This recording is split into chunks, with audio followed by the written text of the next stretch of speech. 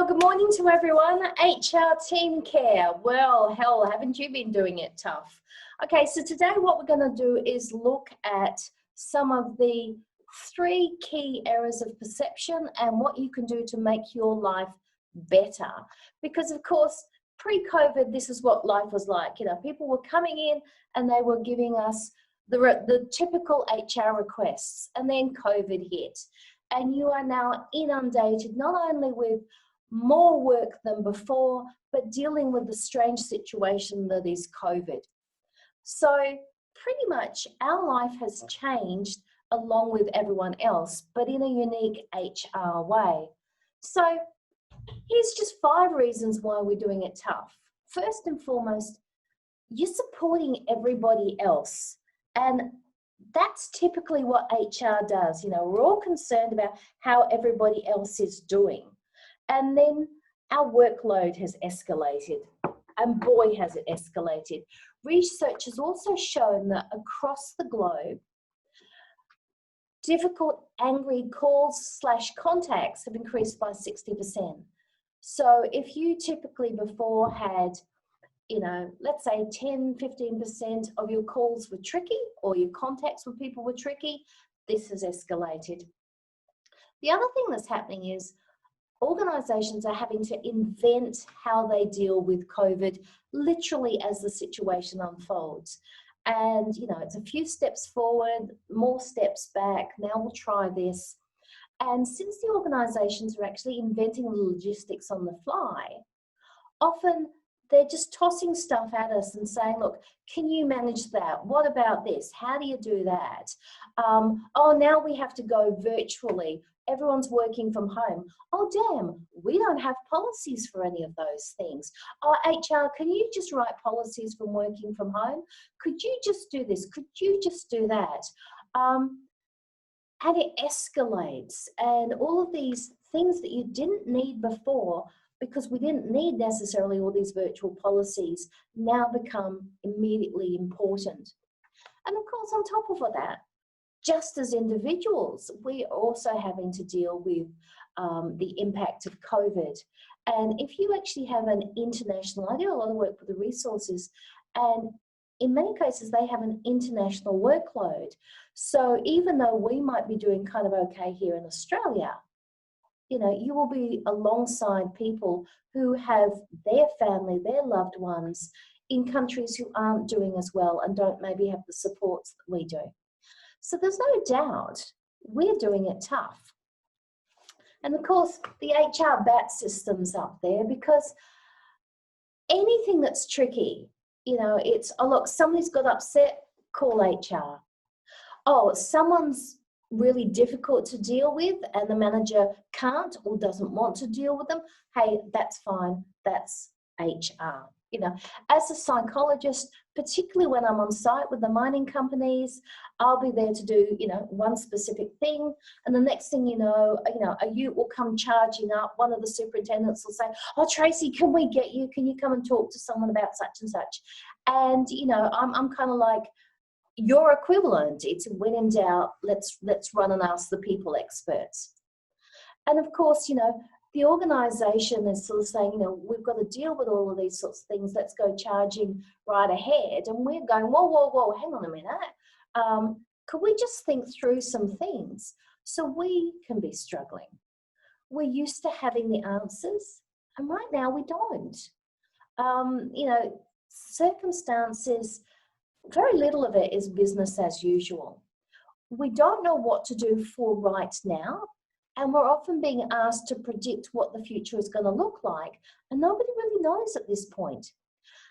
The critical thing for you, particularly if you have more junior staff for you to think about, is the minute we get stressed, as our emotions go up, our capacity to think, concentrate goes down. I mean, we all know this about stress, but what it will mean is you don't have the bandwidth to manage complexity. I remember when COVID first hit, you know, I was reaching out, touching base with a whole lot of people, making sure they're okay. And one of the business people I spoke to, was really quite traumatized, and they said to me, They said, Tracey, this business I've spent 18 years building is collapsing around me. And then they said something that I think was just incredibly tragic. They said, and I've done nothing wrong. And that's the point. Nobody's done anything wrong. This is just what's happened. But what they then went on to say was, they said, some days I can think, and then the next day I just can't. And you might find that you get waves of that throughout the day. So, at one point you can get, some tricky documentation, working through it, you're absolutely fine. And then your brain just turns off. And you've just clagged for a while. Expect that and understand that that's normal as our concentration comes in and out. So it means you're going to have lower energy, because if we're losing energy to uncertainty and worry, by definition, you don't have as much to bring to the workplace. And of course, that's going to lower our motivation. And have you noticed that sometimes, and particularly some days, you're just problemed out? It's like, oh, I'm sorry, I've dealt with so much. I know it's only 2:30 in the afternoon, but I'm done. So it could well be, if you've got any less intense work, start, putting that to one side for when the brain just goes, I'm on a holiday for a bit. The other thing is, we actually don't know necessarily what to say to people's distress over the situation. And we're actually going to cover that when we talk about emotion management. So here's a question for you, and Grant's going to be amazing in the background. Before COVID, what percentage of your work was challenging? And by challenging, it could be that it was complex, or that the people to deal with were difficult and complex. So what percentage was it before COVID? And what's your rough estimate for what it is now? And if you'd like, just put what industry you're in, and let's see if it's, been kind of intense for everybody, or whether some industries are actually doing it a bit easier than others. So pop that in the chat. What percentage was it challenging beforehand? What is it now? And Grant can do his busy fingers work in the background. And while he's doing that, I want to talk about the first of the 3 errors of perception. Now, the first error of perception is we get the context wrong. And I know, and look, I'm sorry, somebody has to say it. COVID's unprecedented. Now, what they're really saying every time they annoy us with that word is COVID counts as a disaster. Now, what does that mean for us? Well, a disaster can hit any of these 4 areas. Loss of life. So if there's a massive loss of life, that can count as a disaster. That can also include spread of disease, injuries. Some of the talk people are saying is, if you get COVID, even if you recover, maybe your health's not as good as it was beforehand. Top right, psychological distress. We're seeing massive amounts of this. It's no accident that governments around the world are throwing a lot of money into mental health services. There's massive economic disruption. Service disruption, that's things like your kids aren't going to school. You can't go to church. Weddings, funerals, all of those are either virtual or on hold, or, sorry, just that's it. There's 2 people, you can't go after that.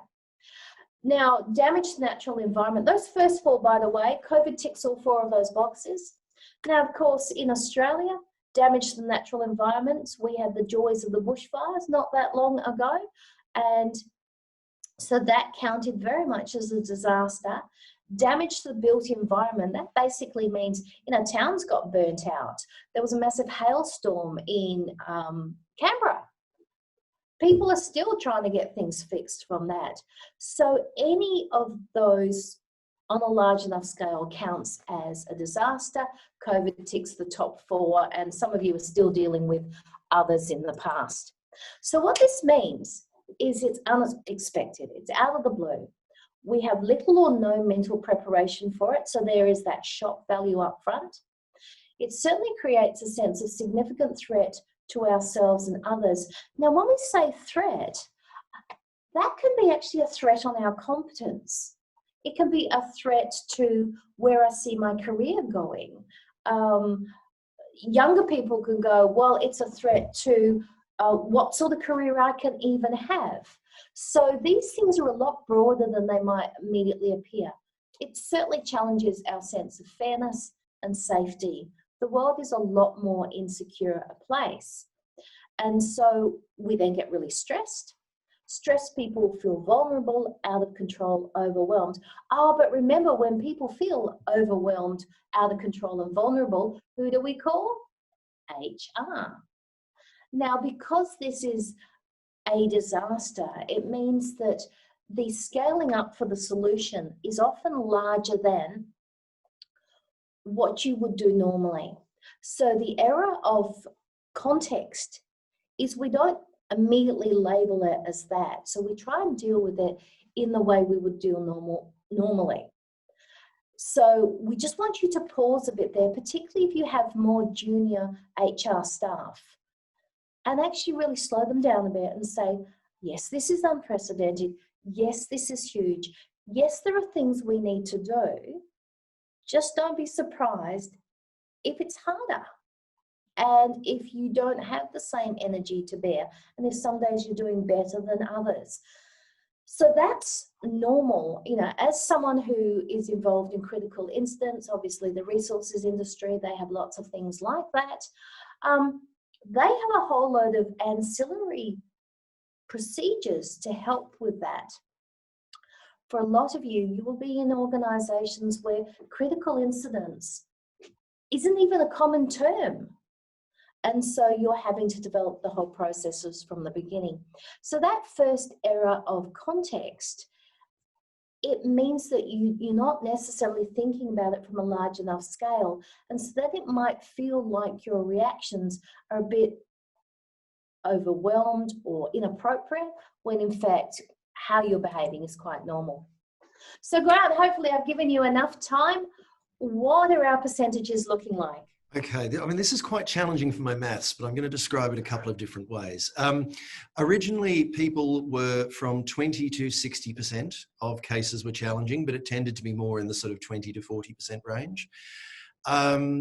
Anybody who is at the lower end of that, it's at least doubled. And there are people who've gone up to 80, 90%. So if I was any good at stats, and I probably should have asked Darren Fox, who's on this call, to actually do this, I would pretty comfortably say that a lot of people are very close to doubling, if not doubled. Ouch. Ouch. And think about, not only has our workload doubled, our capacity to deal with that has decreased because we have all of this emotional duress. So here's the second error of perception, and it's a really, really important one. It's an error of compassion. And no, I'm not telling you don't be compassionate, but we have to be compassionate within really healthy boundaries. So a while back, I was asked, a couple of years back, I was asked by the real estate industry of WA to develop and deliver a conference keynote on death of a tenant. Now, the property managers in the real estate industry have a very similar role and connection with their clients to HR. So basically what would happen is the property manager has a relationship with the tenant and the tenant's family, and they have a certain role, just like you do. So they've got to manage the contracts, things like that. Now, what happens if the tenant dies? Now, it could be illness, it could be car accident. At the risk of sounding overly dramatic, it has definitely on more than one occasion been known where the property manager is walking around the property doing an inspection, opens up the walk-in robe to find the tenant hanging there. So, you know, for them, it's definitely critical incident, really traumatizing under some circumstances. Now, if they get their compassion wrong, what can happen for them is really difficult, because it is the difference between emotion management and emotional support. If they step into emotional support, what's going to happen is the tenant's family is going to be relying on them, getting a certain expectation about how the property manager is going to behave. And then when the property manager then steps back to try and do their job, which will be things like you're not on the lease agreement, so you can't stay on the property, or you can't afford the property anymore. So while on one hand they're empathetic towards your distraught circumstances, they at the same time have their principal, which would be the equivalent of our HR director, going, neat, neat, neat, neat, come on, the owner's on my back, we've got to get them out. And you're saying, yes, but she's got 2 young children under 5, she's not coping, and all of her family's overeased. And so that could be in a really similar position for you. So what I really want you to think about, and if you have more junior staff, absolutely have this conversation with them. It's the difference between emotion management and emotional support. Our role is emotion management. That means we help others to stabilize their emotions enough for us to do their job. Okay? There's still compassion involved, but you are very definitely not stepping into the emotional support role. So that's where you help yourself or them to come to terms with the feelings arising from what's happened. Okay, if I step into emotional support, so I'm there, I'm making you cups of tea, I'm hugging you when you're crying, you know, I'm listening to you telling me stories over and over about, you know, your loved partner and all the rest. If I'm doing all of that, imagine what a slap in the face it is when all of a sudden I then step back and say, okay, now we need to get you moving out. You're not on the lease agreement. Could you fill these pieces of paper out? And it's the same in HR. So what we have to do is we need to be talking about, by all means, doing that initial care. But what we want to do is actually help them identify their emotional support, not be that emotional support. So very clearly, and the way you frame it is, you know, I'll help you with this paperwork. Let's talk about who can help you with the emotional support. We will help you with all the documentation. You know, if you've got something you need to do about lease agreement or HR, bring it to us, we'll help you work through it. But there are a huge difference. And if you get that wrong, not only do you push your stress up, you push everybody else's stress up. I'm what I call compassionately neutral, in that I very much will do the emotional management. I will do emotional support in my personal life, but in my professional life, my job is to help others stabilize their emotions and direct them to help elsewhere. Now, what does that mean? And if you want, you can email me afterwards. We've got a handout for you. But it's things like, you know, do you have an employee assistance program? Do they have that information?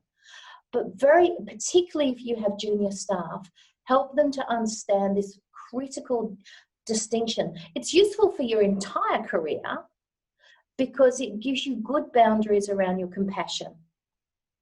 People who get compassion fatigue and burnout often have not had clarity around that boundary. So that's the really big error of perception that I see people are doing. Now, the third one is error of content. Now, what happens is if we've misread the context, then we can end up in this situation. Now, up the top, HR, this is the sort of waters that we are designed to be dealing in. You know, it's fairly calm and this is how we support people. Down the bottom is what you've got. You've got COVID happening. Now, seriously, if we had to plunge into those bottom seas, we're not qualified. I mean, if somebody was going into seas like that to rescue someone, that's specialist skills. So we need to be aware that, you know, the circumstances we're dealing with, it's not business as usual, but we need to do things a bit differently. So here's the first one. From an organizational level, you've really got to think your communication.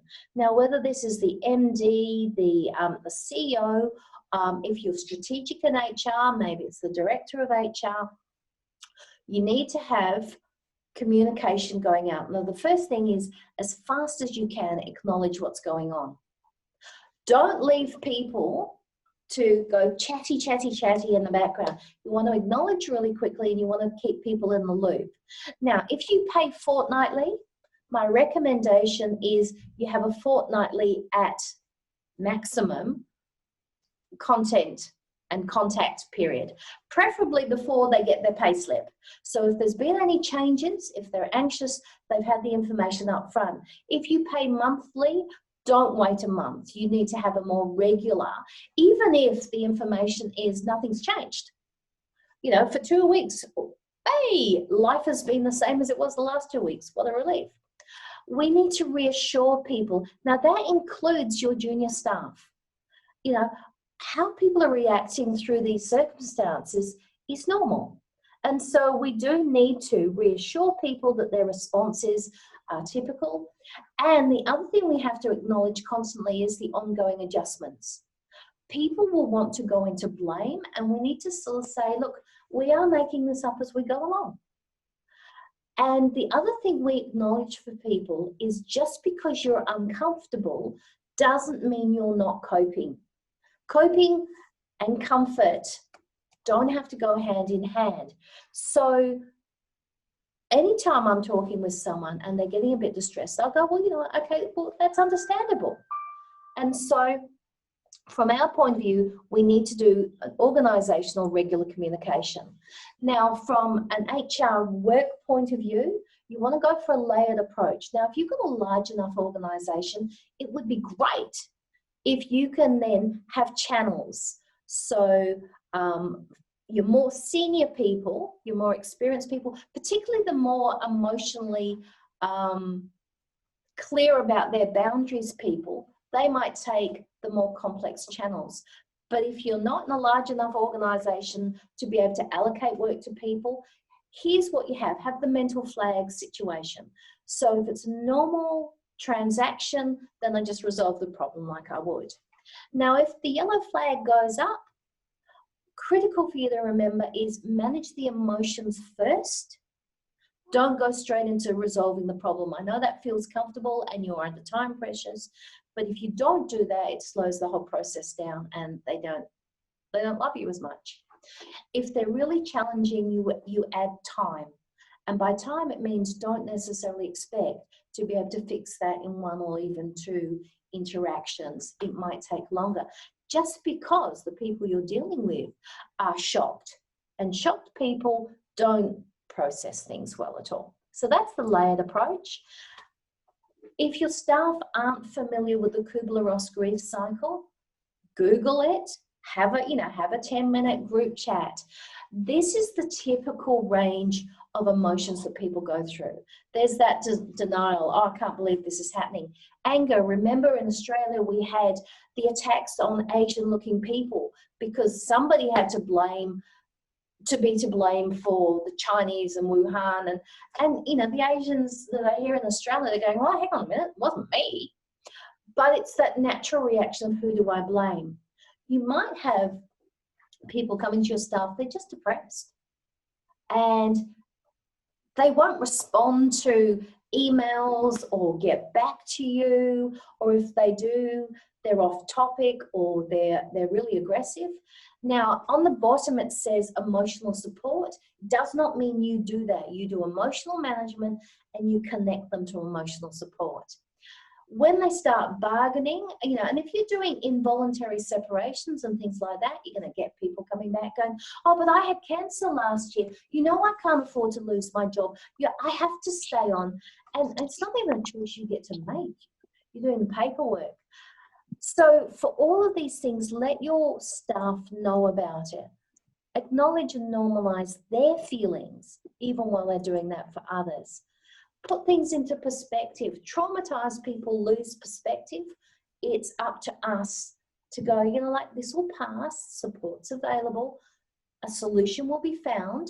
We just have to deal with it as it's going on. So these pretty much are the 3 errors of perception that can make HR work so much harder.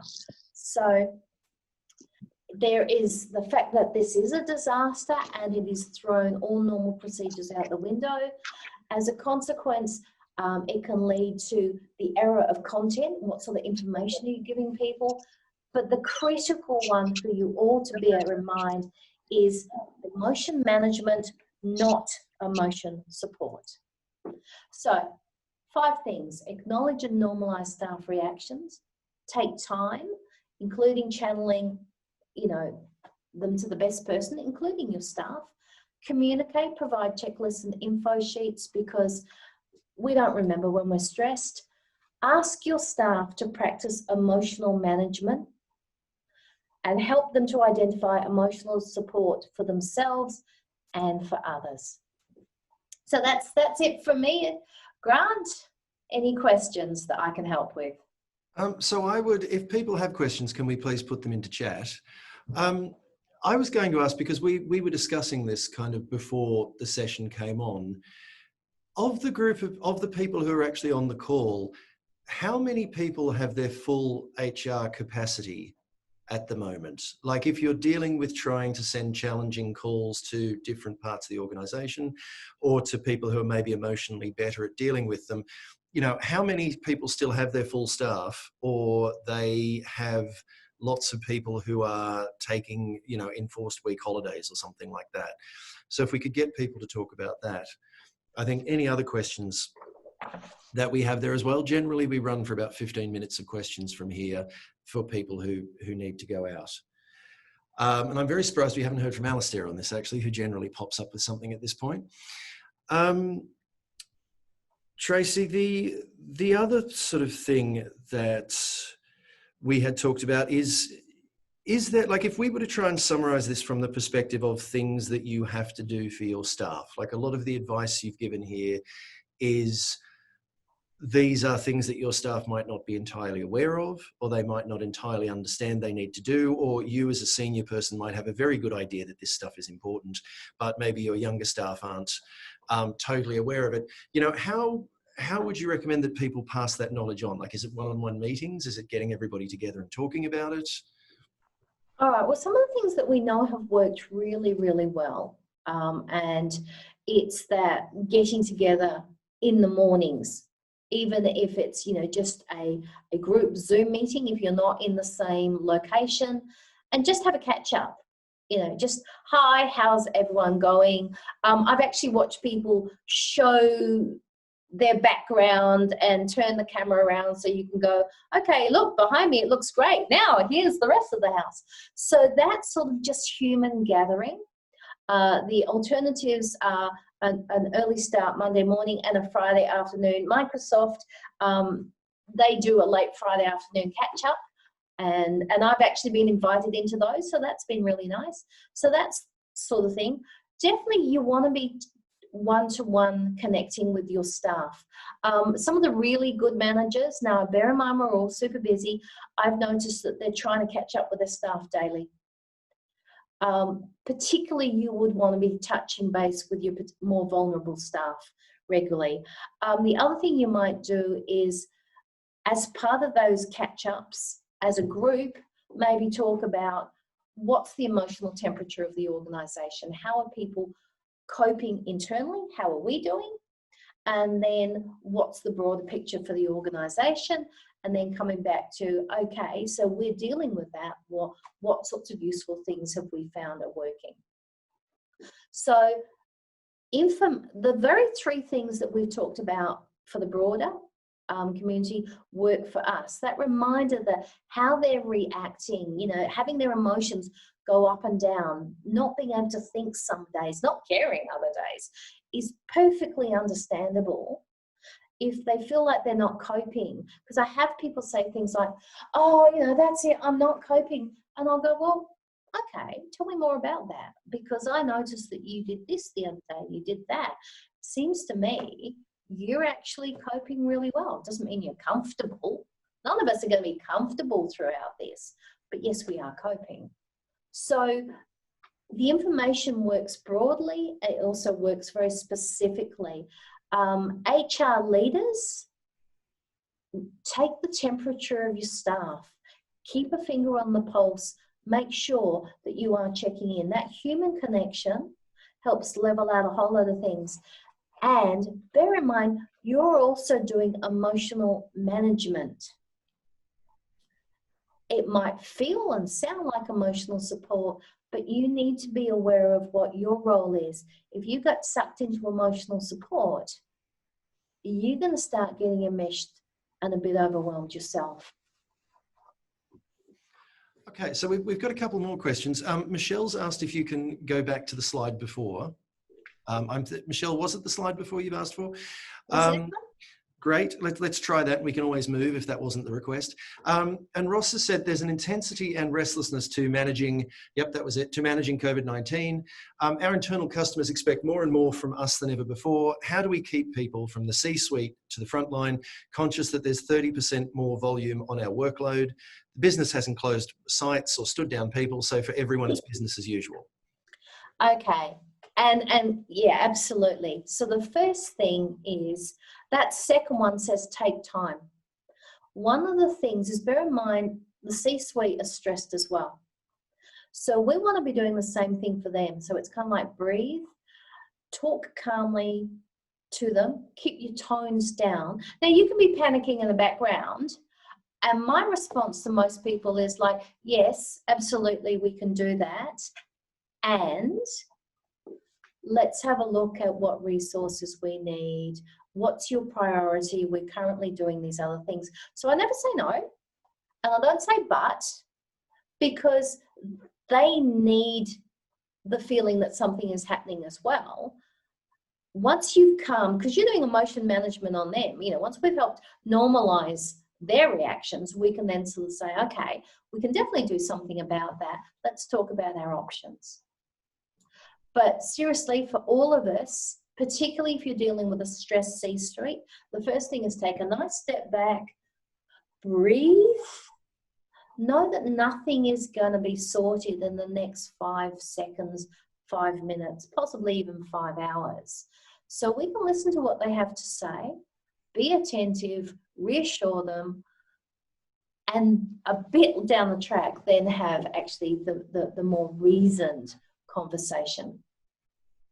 Because remember the bat symbol, HR? They're calling for Batman. You're Batman or Batwoman. But remember, Batman, he might have rushed out of the Batcave, but he was pretty calm while he did it. Or at least he looked calm on the outside. He also had a couple of billion behind him to make that all work. Oh, and those cool black suits. Yes. So Tammy's asked, how do you manage priority for the team when everyone is overwhelmed with the overload of work? Okay, so that's us being able to step back and take perspective. So a lot of this is, can we apply these strategies for ourselves?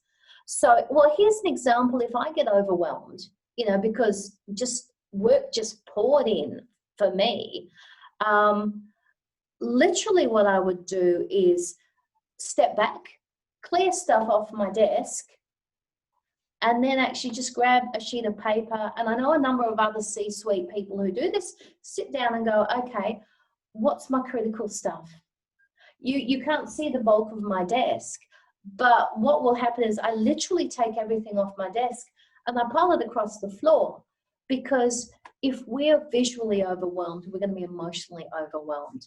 So it's take that step back, go for a walk around the block if you can.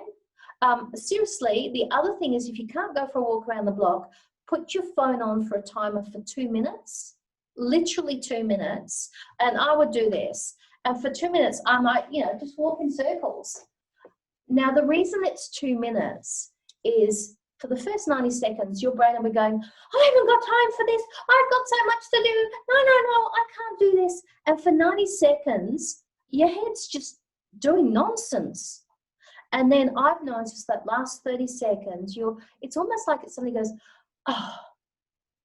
And in that last 30 seconds, and you still stick to that last 30 seconds, still walking around or, just doing some little movements of the body, that last 30 seconds, your brain settles. And then it starts going, oh, okay, we can do this and that. And then you come back. And I literally do that. I've actually done that where people can see, much to their delight. But these things apply to us as well. If you're not calm, Well, it's pretty hard to, help other people be calm. But that's something I would do. There are other strategies, but that 2 minutes timed, really powerful. And it will feel a long time and you'll feel like you can't do it. But seriously, 2 minutes, hey, that's less than it takes you to go to the loo. So, more questions, Grant? Yeah, so I think there was a sort of more specific question about trying to manage priorities for people, like in terms of staff. So do you have, I mean, we had talked at quite a lot of length about how to sort of triage people through, make sure your junior staff when your junior staff are uncomfortable with the level of complexity they're dealing with, then they need to be pushing stuff upwards. But how do people actually manage that? Okay, if we were talking a critical incident that's happening on site, basically you're taking care of the safety stuff first. Like if there's danger, the first aiders, the immediate responders, are they safe going in? So that's on the really big picture. But then you step back and it's, do people have the basic supports? Now, it really depends on whether these people are staying in the organisation or whether they're actually a voluntary or an involuntary separation. So then it's probably sort out the money stuff first. People get really anxious around money, so that might be the priority first. If they're just being emotionally overwhelmed, and you're a large enough organisation, do you have an employee assistance program? So what you can see is we're either going to channel the content of the problem. Is it a money problem? Is it an emotional problem? In which case, it will send them down different channels. And do you have people who are most suitable for managing that sort of problem? But your HR people will normally know what their 4 or 5 big categories are. And then it will be sitting back and maybe discussing with the team, what is our strategy for dealing with involuntary separation? What is our strategy? What resources do we have available if people aren't emotionally coping? So it's, do you have the employee assistance program? Do we have a checklist of people just to refer them? So, you literally hand up a piece of paper and you say, here are your supports. Lifeline is a support. Beyond Blue is a support. There's a whole load of information and aid out there. If you're religious, is your church still providing support? So identify your key categories, identify which channels you're using with that, and if you can, have a cheat sheet for each of the channels so that when your staff or yourself lose the plot and you can't think, you can hold up your sheet and say, okay, now I'm doing step 3. Make it easy for us. Okay, so Alistair had commented that, and asked if you would comment on this, that given that HR and leaders have been leading the charge on emotional management for everyone else, they need to make absolutely sure that they have a system to check in on themselves. I've coached a lot of leaders in the last few weeks who are absolutely exhausted. And Michelle's followed up to say, this is also my experience. I'm spending a lot of time coaching exec and senior leaders, senior HR practitioners who are normally very strong. I mean, do you have a comment on that, or maybe a way that people could check in on themselves? Okay, so think about who your emotional support are. Ironically, one of the things, I've had more contact with my colleagues in the last 8 months than is usual. And I would have 4 different people where we have what we call an accountability meeting, where we literally just have a Zoom meeting, and it's once a week, and it's how you're going, what's your key problems, so you can do a bit of a brains trust to sort things out. It's really validating because you know that you're not the only person that's going through this. So it's more emotional support. And then once you've all calmed down, then you might be swapping ideas of what to do. But think about it from the point of view of, who do you go to talk? I know that I'm debriefing a lot of really stressed leaders and doing the very things we've talked about, normalizing their responses, giving them a safe haven so they can tell me stuff. And because I'm doing emotion management, I'm not getting stressed along with them. I'm the calm, reasoned voice. You've got to think about who is your calm, reasoned voice that understands that you just need to get it off your chest. Because once you get it off your chest, we're good at finding solutions. But that initial emotional overwhelm that comes up every now and again, recognize that that needs some time, some breathing, some space as well. And the big challenge I find is if you're really senior, there's not too many people you can talk to or whose advice, support you would actually accept. So that's, that's an ongoing problem for any leader. Who's in your support safety network that you can talk to? Seriously, this is why I think coaches and psychologists have been worth $1 squillion during this period. And also, if you do have a bit of that role, be reaching out for others who are your equivalent and do a mutual support for each other. It sounds very basic, but seriously, under these circumstances, anything that connects basic human connection will help.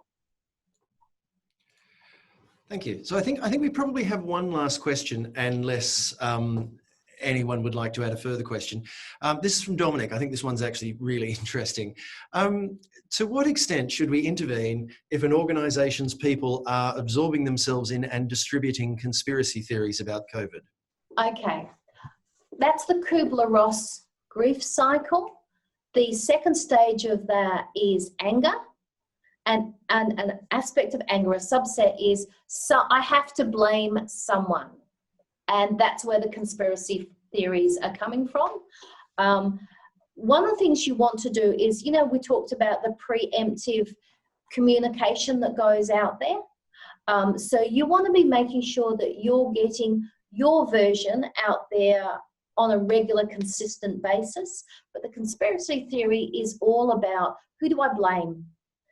Because if there's someone to blame, then inferentially, there's also a solution out there, as opposed to, look, this is just this thing that's happened.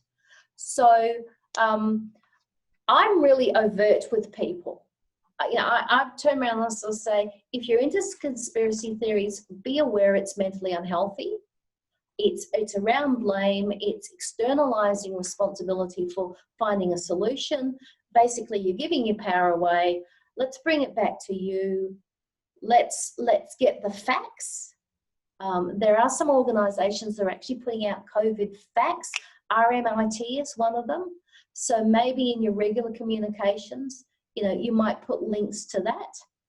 But if there is a conspiracy theory going through your organisation, name it, don't shame it, but name it and link them to, here's actually the real information. But yeah, people who get into conspiracy theories are just making their life so much worse. And it not only does it increase their anxiety, they're sharing around with other people. Okay, so I think it's 8:44 now, so we've kind of reached the end of the session. Does anyone have any further questions, or should we stop it here? No, I think people are saying privately to me, I need to go. This is often when everybody goes. So thank you all very much for attending. Thank you, Tracey, for presenting. That's really appreciated. I'm going to leave the window running for a minute or so while everybody logs off. But thank you all for coming here. All right, thank you. And if anyone wants information on emotional management or support, either contact me through Grant, or there is my email address on the bottom. Happy to help. Yes, and we've just been asked if we'd share the slides. Yes, we will. We also have a recording of this one, so we can get that to you in the next couple of days. All right, lovely. Thank you. Yes, Felicity, I can make you a copy of this. All right, thank you all very much. We'll see you soon.